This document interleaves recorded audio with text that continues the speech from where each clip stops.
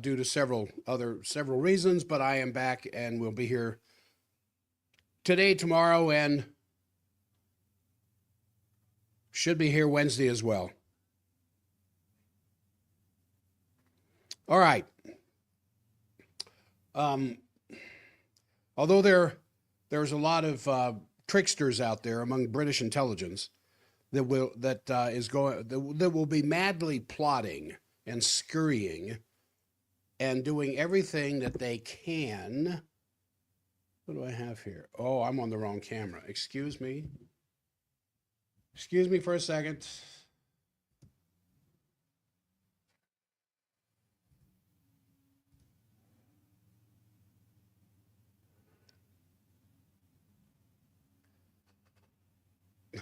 Come on, camera. Come on.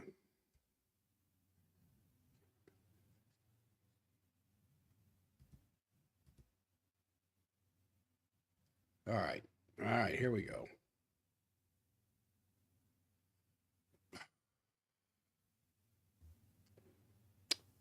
My goodness, you'd think I get these. Well, things change. All right, so anyway, British intelligence absolutely does not want this meeting to take place this coming Friday between Putin and Trump. They're going to be scheming and scurrying on behalf of the British crown to thwart this from taking place. And it'd be interesting to see what unfolds between now and Friday for the Brits to make sure that this doesn't happen.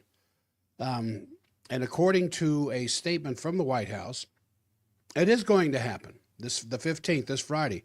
And since Trump's second inauguration in January, there has been an unspoken but definite commitment on behalf of Britain and its subsidiary, the European Financial Intelligence Forces, that their American Tory treasonous associates in our government, in our Congress, embedded in the intelligence agencies as well as elsewhere, that under no circumstances can there ever be a face-to-face meeting between Presidents Putin and Trump. This cannot be allowed to occur. That is, however, about to happen. And even more feared than Trump and Putin meeting together would be Trump, Putin, and Xi Jinping, especially the one that's supposed to occur at the beginning of September on the occasion of the 80th anniversary of the end of the Second World War in the Pacific. What China is referring to as the Chinese people's war of resistance against Japanese aggression and the World Anti-Fascist War. Now, if President Xi Jinping would invite President Trump to the military parade scheduled for September 3rd in Beijing's Tiananmen Square to mark the 80th anniversary of the end of World War II, and President Trump would accept the invitation, as President Putin is expected to be present, I think the people of the world can find some hope that these three leaders would open up a whole new chapter in the history of humanity.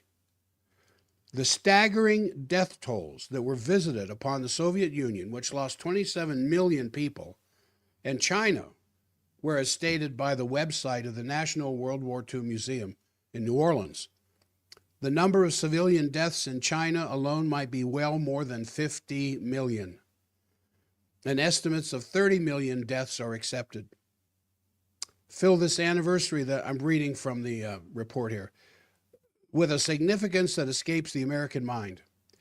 Well, China and Russia obviously have a special unity and a bond which cannot be broken, and there are other nations' economic developments that are along with the Belt and Road Initiative and the BRICS nations really don't threaten the United States. In fact, if the United States returns to its identity as a productive nation,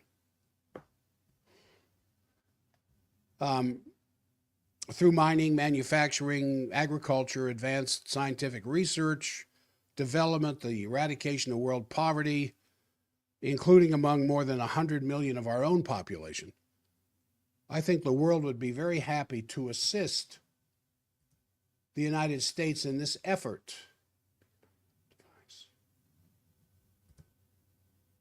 All right. So, in Nagasaki, 80 years ago Friday, a second atomic bomb was dropped, killing 70,000 people unnecessarily, contrary to what we were taught in school. And according to the July 1st, 1946 United States Strategic Bombing Survey, I'm quoting from, based on a detailed investigation of all of the facts. This is almost a year after the Nagasaki bombing.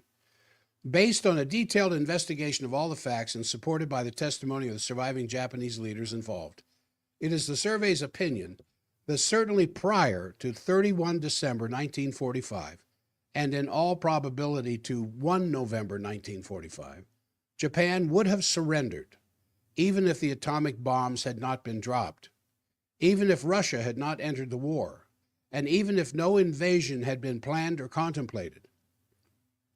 End quote.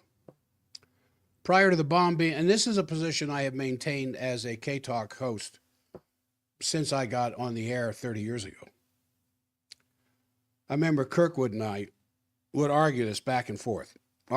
Kirkwood had the standard argument, no, those bombs saved 1 million Marines' lives.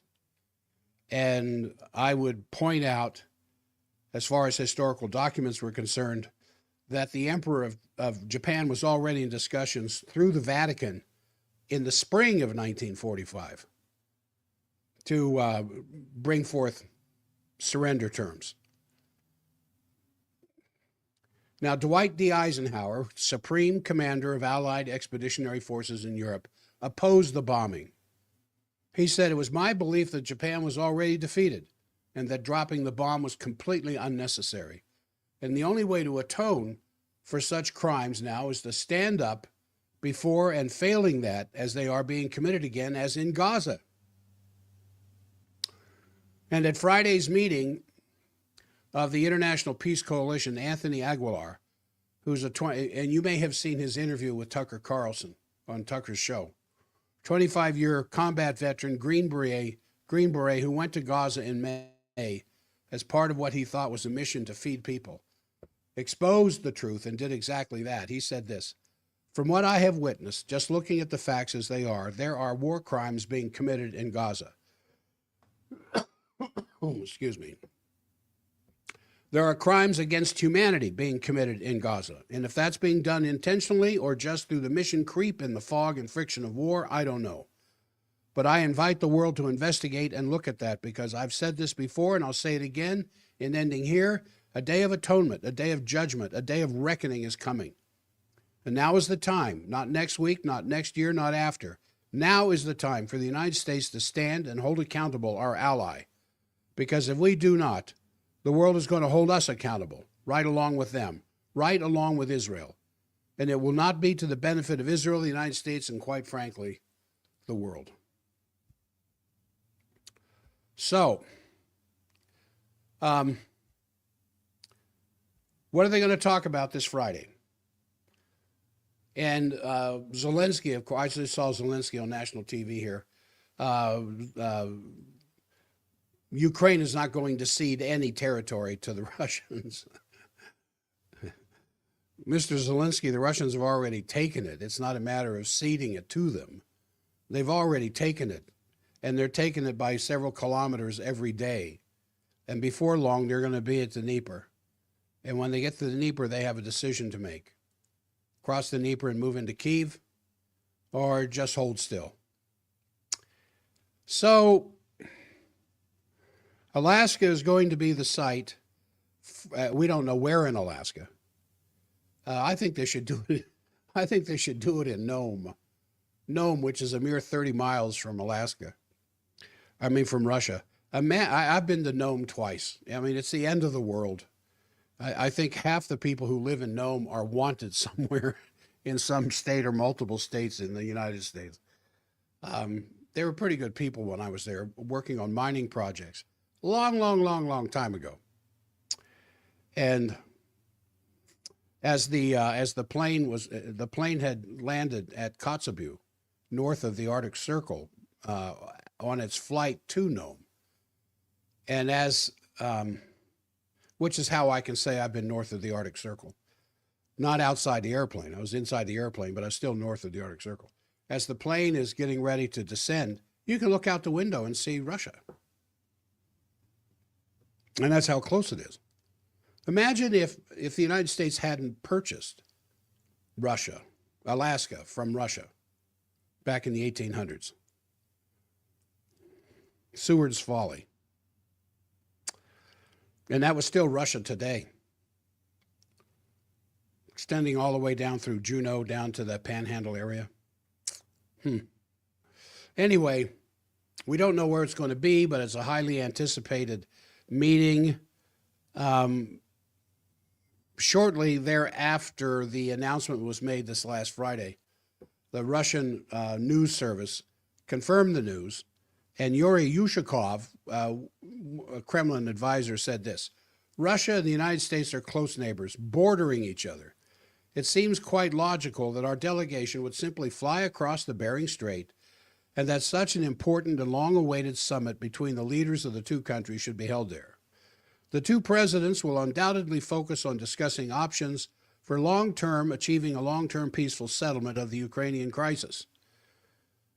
He pointed out that the economic interests of our countries intersect in Alaska, and there are prospects for implementing large-scale, mutually beneficial projects, not the least of which is a Bering Strait tunnel. And they've been talking about a Bering Strait tunnel for decades. A 30-mile tunnel of high-speed rail. I don't know how long it would take to build a 30-mile under the Bering Sea tunnel, but my goodness, what that could do for trade, especially throughout all of Europe. Well, as excited as I am of the possible meeting between Trump and Putin, and you know, with Witkoff having spent time with Putin in Russia and Lavrov, and I mean, don't think for a second that Putin and Lavrov meeting with Witkoff didn't set the stage for this so that they know in advance what they're going to be discussing. And to think for 1 minute, as some of these idiots on Fox that I was listening to this morning are talking about how Putin's going to have to give up this and Putin's going to have to give up that. Do you think that's what was going on between Putin and Witkoff this last week? Witkoff is saying, well, this is what Trump demands. And he expects a ceasefire. And remember what Trump was doing 2 weeks ago? Or else. He was using terms like, or else. Or else what, President Trump? Putin's got to agree to a ceasefire or else. Or else what, President Trump? He never went on with it. He never said anything more than that. Now, he's going to be sitting down with a face-to-face meeting. And Witkoff, his right hand, as far as these meetings with Russia and Israel have been going on, knows full well what Putin is expecting. And Putin is not going to sit down in this meeting in Alaska and start off with what he's willing to give up, what kind of property he's going to give back, where he's going to retreat his forces to in order to have a ceasefire. And when I heard them talking about that on Fox, I just think, my goodness, what insanity. Russia has won the war. Russia needs about 2 months to clean up the mess before they have everything up to the Dnieper River. And Trump knows this. Trump, because of these meetings between Witkoff and Lavrov and Putin, has gone back to Trump and he says, President Trump, nothing's changed. They're not going to have a ceasefire, except it's written into the Constitution of the Ukraine that they will not become a member of NATO. Kyiv will denazify, and the entire country will demilitarize.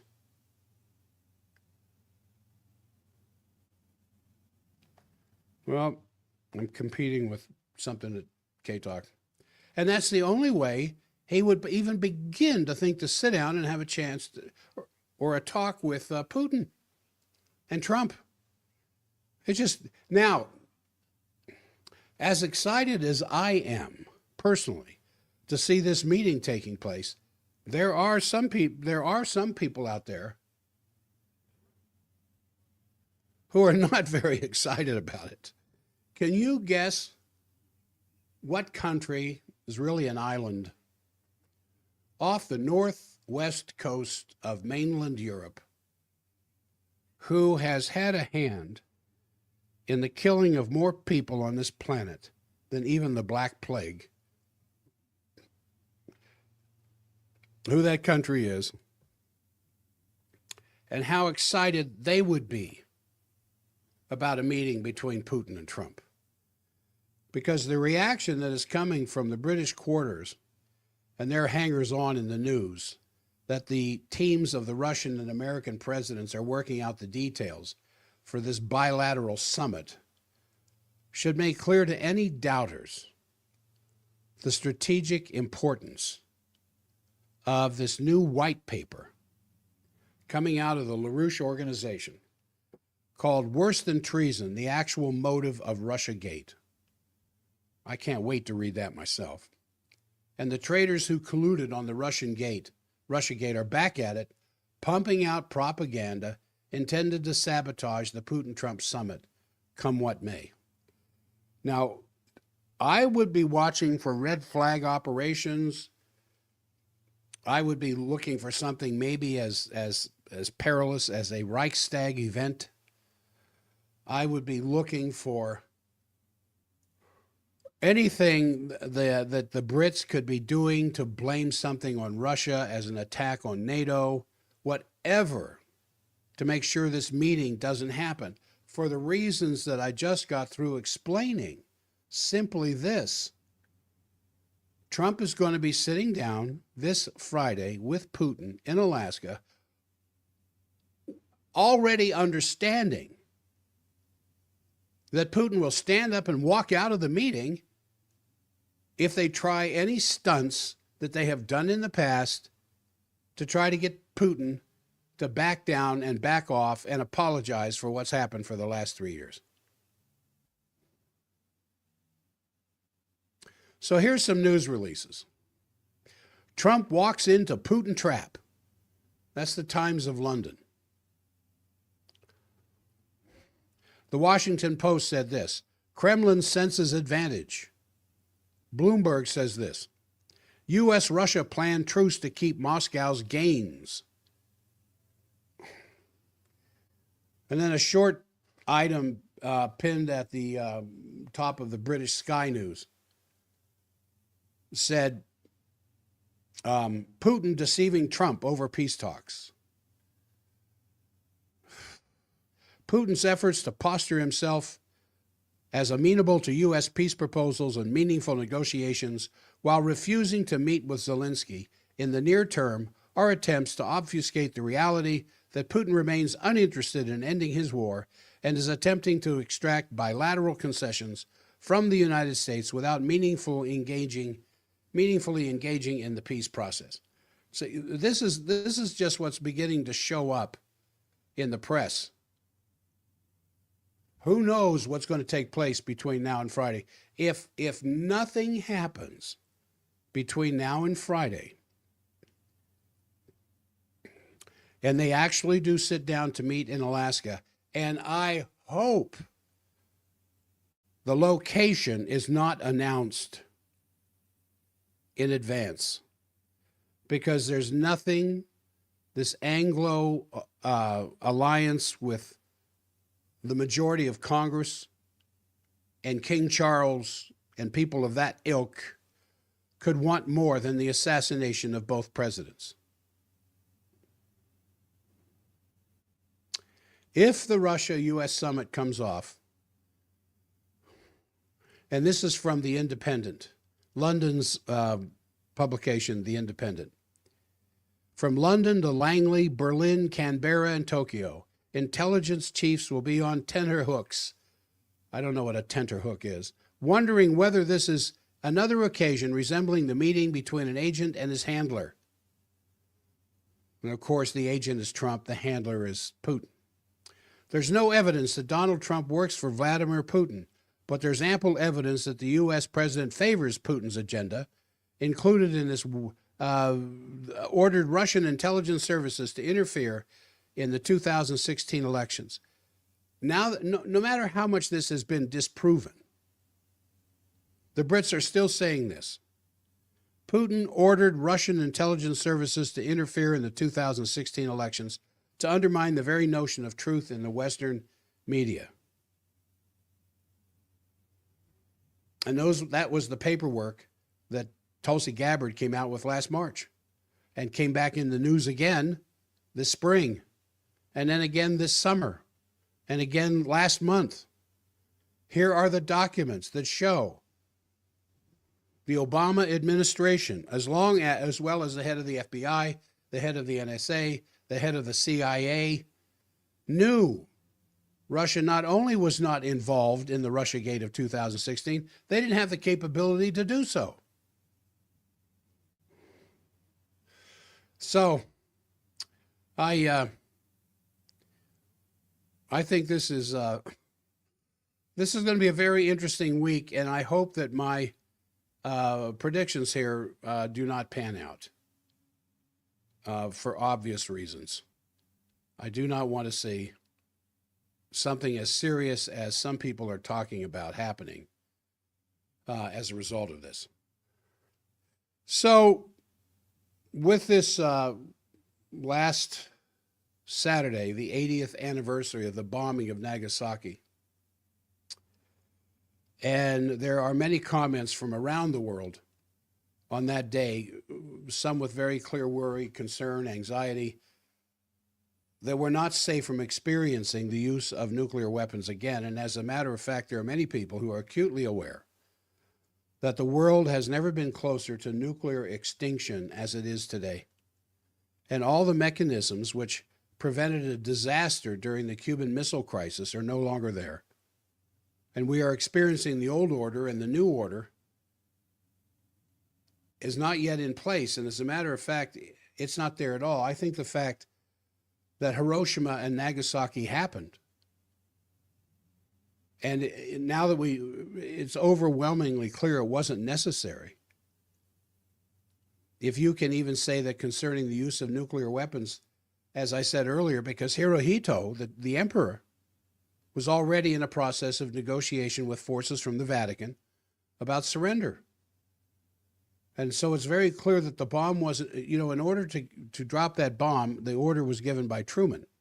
Not because it was necessary, as I said earlier, to save the lives of 1 million American soldiers and Marines and Navy men, as the official line goes, but more as a demonstration of terribleness, is one word I read in some op-ed, and the beginning of the Cold War against the Soviet Union. The dropping of those bombs on those two cities was the beginning of World War III that started before I was born, when I was born in 1950. And that part of history has urgently trying to work through, the historians are called upon to finally straighten the record on this matter, because we're so close to a similar, but maybe even more worse fate for all of humanity. Now, this big surprise, Trump has announced he is willing to meet with Putin. And this is after, as I said, the 3-hour meeting between Witkoff and the Kremlin. What do you suppose they talked about for 3 hours in the Kremlin with Witkoff, Trump's right-hand man in all of these negotiations, who's by far smarter than Trump? What did they talk about? Trade deals? Secondary tariffs? Tertiary tariffs? Maybe towards the end of the discussion. What was the initial discussion? I can just see it now. Witkoff. Mr. Lavrov, are you guys still hard cocksure about what you're going to do here? what you'll accept, what you won't accept. And what's Lavrov going to say? Da.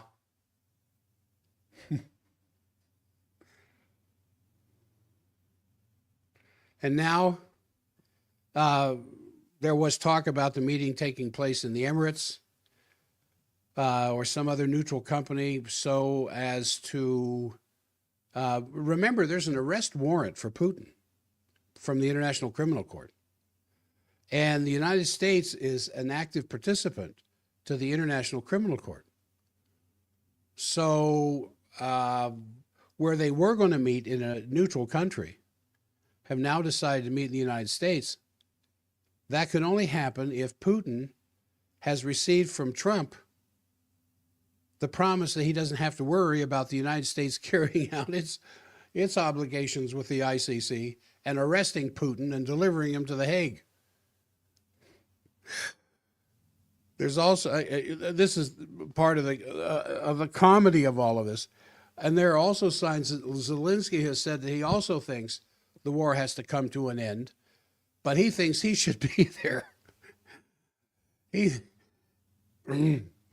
says that that nothing of value can come of this unless he's present in this meeting.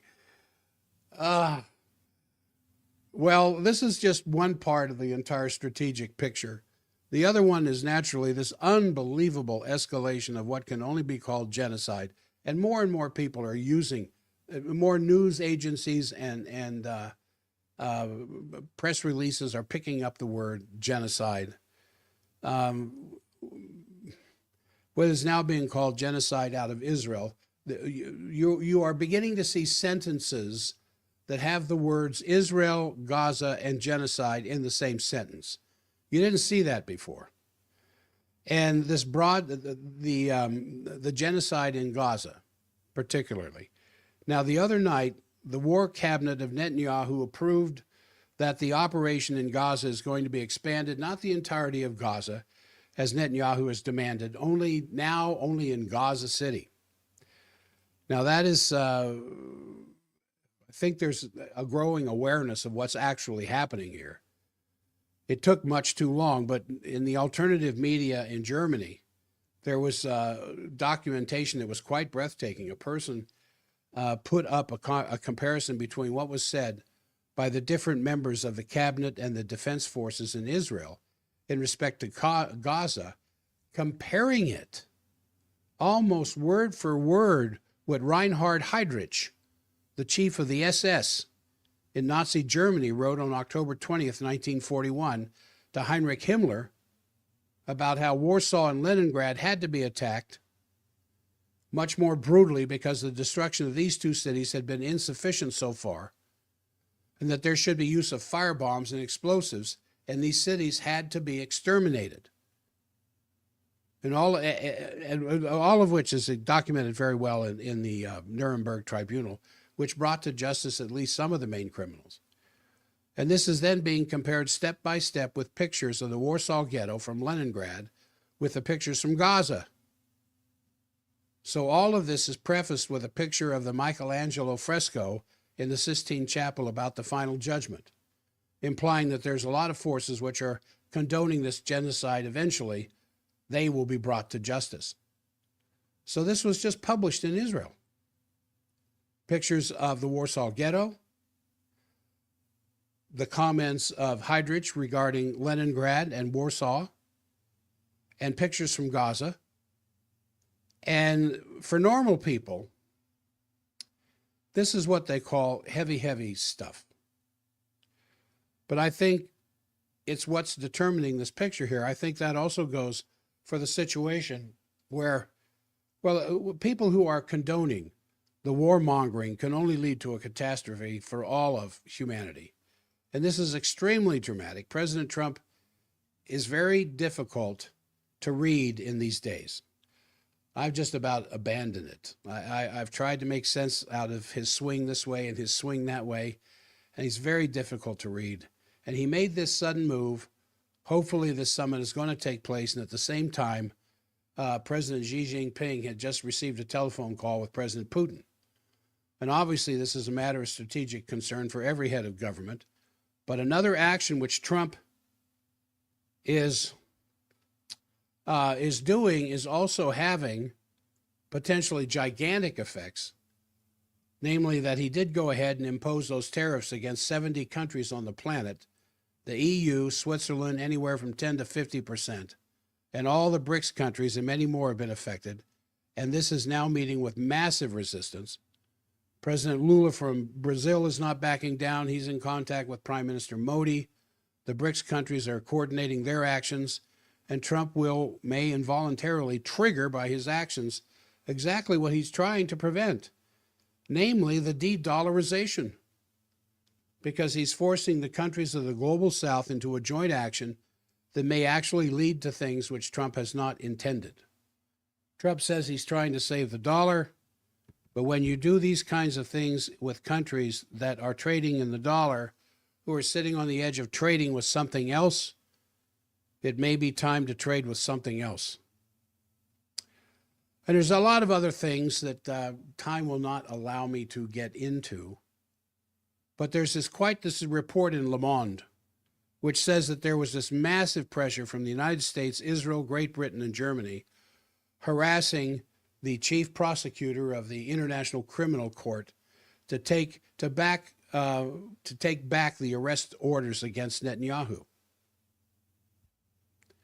Now just think about that. There are arrest orders from the ICC, not just for Putin, for his crimes in the Ukraine, but for Netanyahu for his crimes in Gaza and in the West Bank and against the Palestinians in general. Now, when someone comes out and starts defending you in the accusations that are against you, it would imply to some degree that they agree with you. And these are the countries: the United States, Great Britain, and Germany are trying to get the chief prosecutor to drop the arrest warrant and charges against Netanyahu. And all of this signifies that there's this breakdown of any rules and any treaty, any arrangement, any disarmament treaty, the Helsinki Accord, all of these things have basically gone into total disarray. They don't exist anymore. And this is why, an appeal has been issued to the three presidents of the United States, China, and Russia, that they have to take a step. And the most obvious place would be the upcoming 80th anniversary of the end of the Second World War in the Pacific. So on September 3rd, there's going to be this big military parade in Tiananmen Square, which President Putin has already agreed to attend. And obviously, if President Xi Jinping would invite President Trump to attend, that would be the appropriate commemorating the fact that China also lost millions of people in the Second World War. A fact which has been almost forgotten in the history accounts, because all you ever heard about was the 6 million Jews and gypsies and homosexuals and all the various ne'er-do-wells, as the Nazi Party considered them, that made up that 6 million figure. And then you started hearing about the 27 million Russian dead, and there are sources in Russia that say it's closer to 60 million, but their official number for the Great Patriotic War was 27 million. Now, the Chinese are saying, hey, wait a minute. They said, listen, by fighting the Japanese, we played a very important role in bringing about the result of World War II. And they are making, as a part of this September 3rd celebration, a renewed commitment for never, ever, ever again fascism. So if these three presidents would meet at such a historic occasion, they could indeed agree to settle all these problems. Because the only way you're going to get out of this crisis that we're in now is to convince the countries of the West to cooperate with the global South and the global majority.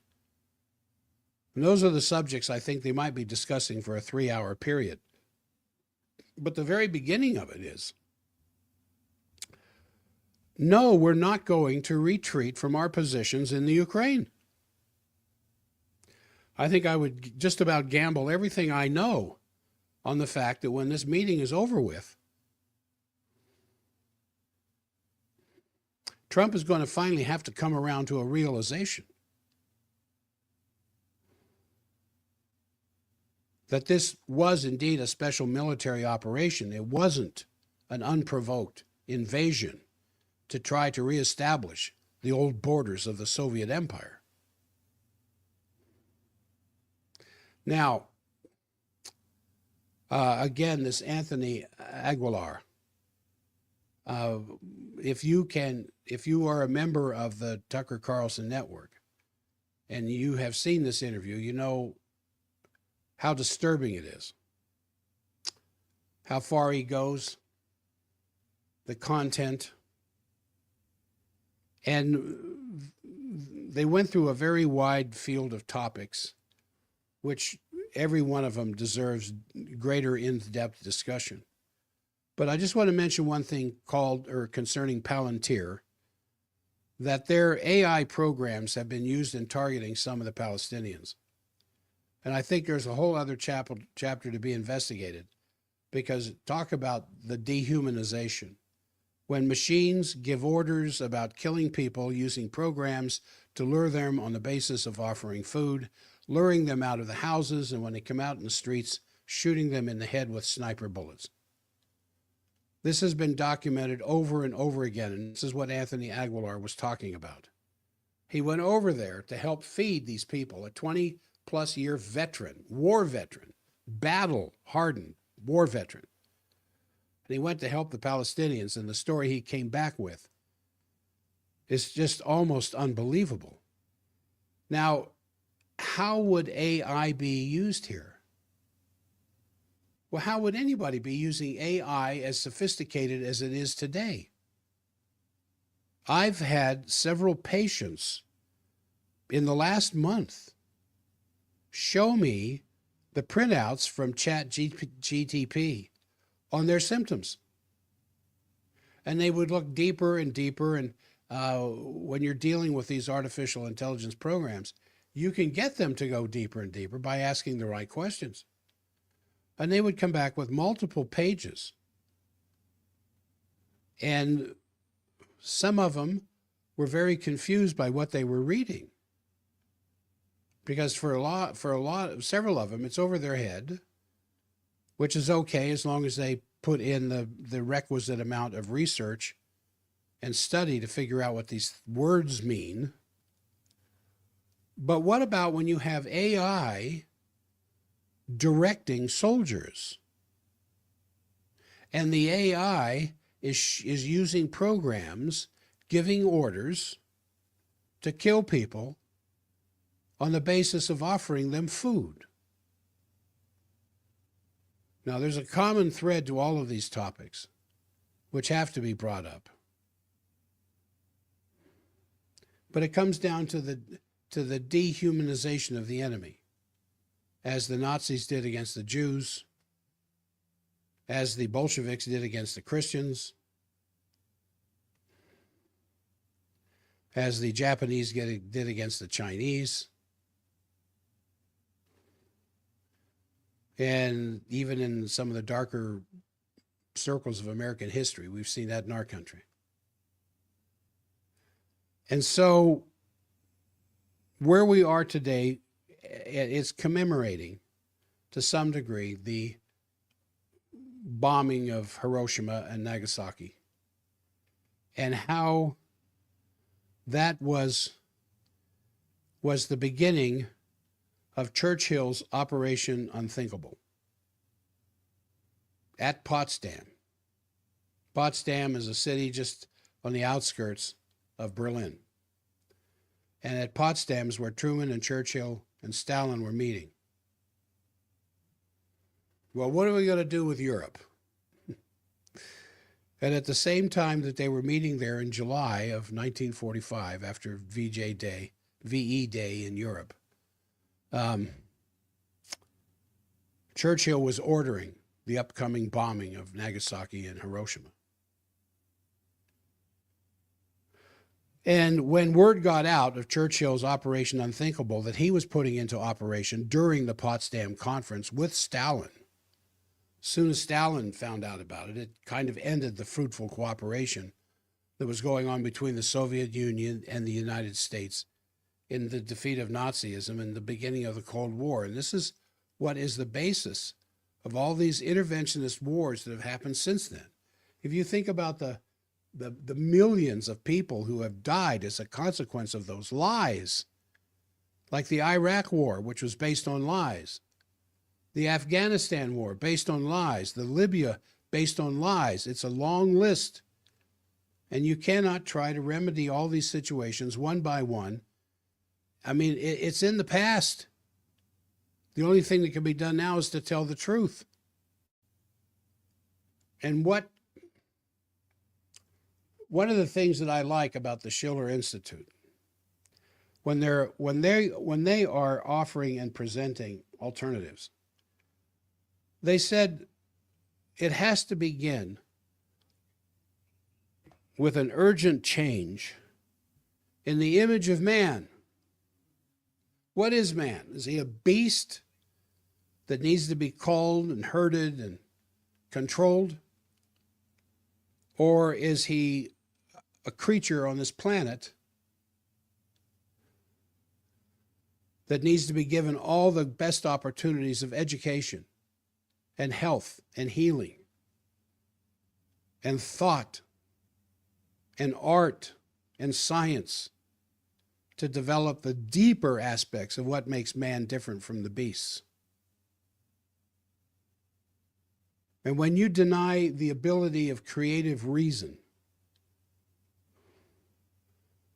of some human beings, you're destroying your own humanity as much as you deny the rights to any other particular person or group. I think we've reached in the history of mankind the point where we must redefine that every human being on this planet is every bit as human as we are. We have to really start to order a new security and development architecture which starts with the image of man. The man is good by nature, and all evil is simply stemming from the lack of development. You starve them, you shoot them, you imprison them, you enslave them, and of course the worst aspects of humanity will flow from that. Not just from the imprisoned, but from those who imprison.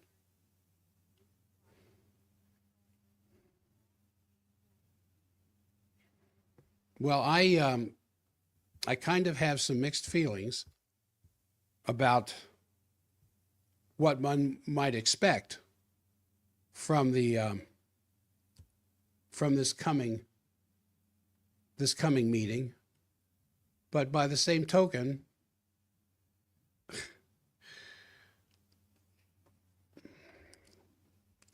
I don't know, I'm encouraged by it. I'm just worried about what might happen between now and the meeting, because there's a lot of people who don't want this meeting to take place. Now, quickly about Israel, Netanyahu, and Gaza before the end of the program. I was looking at Caitlin Johnstone's Substack, and she brings out some really good points. In that, Netanyahu has confirmed that Israel plans this extreme escalation in Gaza, which will entail the total military occupation of the entire enclave and the ethnic cleansing of Palestinians, which Israel, their term for this ethnic cleansing, their term for genocide, it's a great one. It's called voluntary migration. And to be clear, anyone who says the expulsion of Palestinians from Gaza, as Netanyahu is calling for now, a voluntary exit, a voluntary departure, is lying.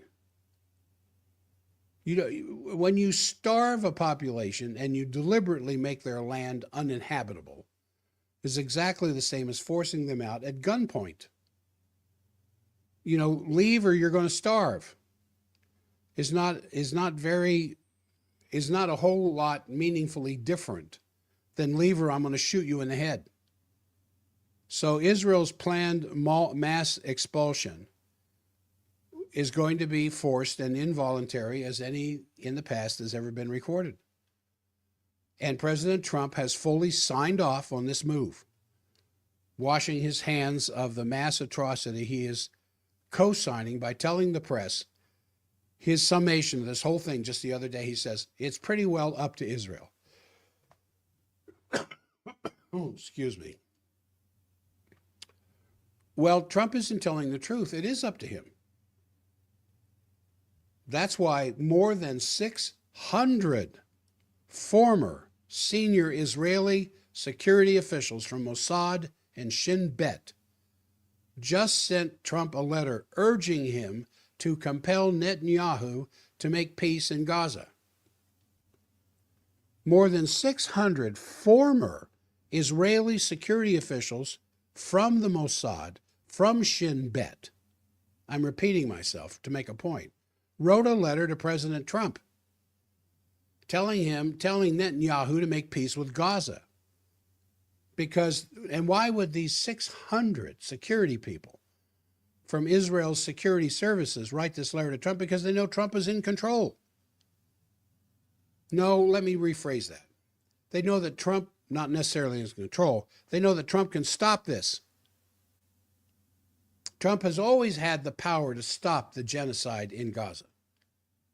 And numerous Israeli insiders have said that this mass atrocity simply would not be possible without U.S. assistance. Trump could end this at any time and chooses not to. So the whole genocide is powered by lies. Netanyahu just told Fox News that the horrifying, you're not going to believe this. Netanyahu, in an interview with the Fox News guy right there in Israel, says that all these horrifying aerial footages of the destruction of Gaza that we have been seeing is because every single building in Gaza that you have seen pancake, flattened out, totally destroyed, were booby-trapped by explosives from Hamas. That Israel, flying its F-16s, its F-15s, its F-35s, carrying 2,000-pound bombs, didn't really happen.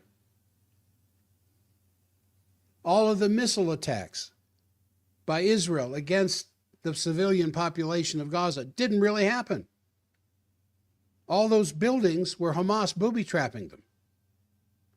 Netanyahu said this, and this is right out of Goebbels. He said, the reason you see the flattened buildings is because Hamas booby-traps every single building.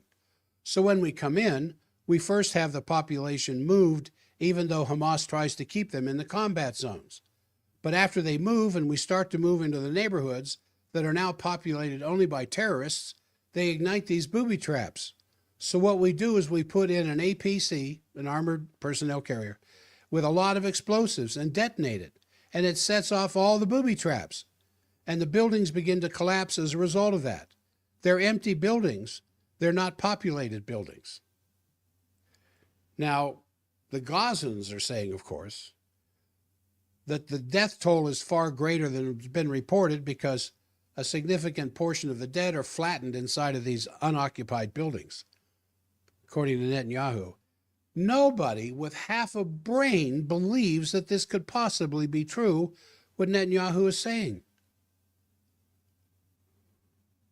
Not one person alive on this planet sincerely believes that Gaza, that looks like a gravel piled up parking lot,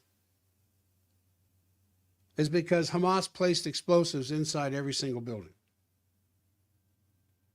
Netanyahu doesn't even believe it. Israel's most venomous supporters don't believe it. It's just part of the non-stop fountain of lies that they are spewing to avoid acknowledging what we're all looking at. And they've told so many lies by now, they've got to keep lying and lying just to stay afloat of the last lie being found out, like a man desperately trying to avoid drowning by just treading water. The lies Israel and its supporters have to pretend to believe are getting so ridiculous that supporting Israel now is an act of public humiliation and self-debasement. And yet they go on. They go, our members of Congress, to continue the lapdogs of Netanyahu, continue to spew this filth. Now, former Israeli Prime Minister Naftali Bennett has a long rant on his social media account complaining that Israel's status in the United States is collapsing among the Republicans, with public sentiment turning against them because of what is happening in Gaza. Now, as you might expect, Bennett does not frame this as a sign that Israel should stop committing genocide, but just rather complains of a crisis of anti-Semitism in the United States and accuses Netanyahu of failing to adequately propagandize Americans. And that was just published. Bennett is not coming out saying these things to stop the genocide. He's just saying that Netanyahu is doing a very poor job of public relations because what he's doing is creating an increase in anti-Semitism in the United States. Well, what else would you expect? What else could you expect? Of course, it's an increase of anti-Semitism because more and more Americans are waking up to what's happening. He says this: Jews in the United States are subject to a torrential wave of anti-Semitism like him I don't remember in my life. Anti-Semites increase to compare the hunger in Gaza to the Holocaust and thus reduce the memory of the Holocaust. They act that the hunger accusation will haunt Israel as citizens, our soldiers, for generations. Is that true? Is it unfair to compare shooting Palestinian children in the head, shooting people who go to food trucks by snipers, is going to hurt our memory of the Holocaust? Well, the propaganda just goes on, and I am done at K-Talk this morning. But to my members of the tribe here at the stream, just keep your eyes on what happens this week. I'll talk about it again tomorrow to some degree, but keep your eyes on what happens leading up to the summit between Trump and Putin in Alaska this Friday. Because if there's one country that does not want that to happen, it's Britain. And if there's one country that doesn't want something on this scale to happen, that has done horrendous things in the past to stop it from happening, it's Britain. So keep your wits about you. Keep your eyes on this.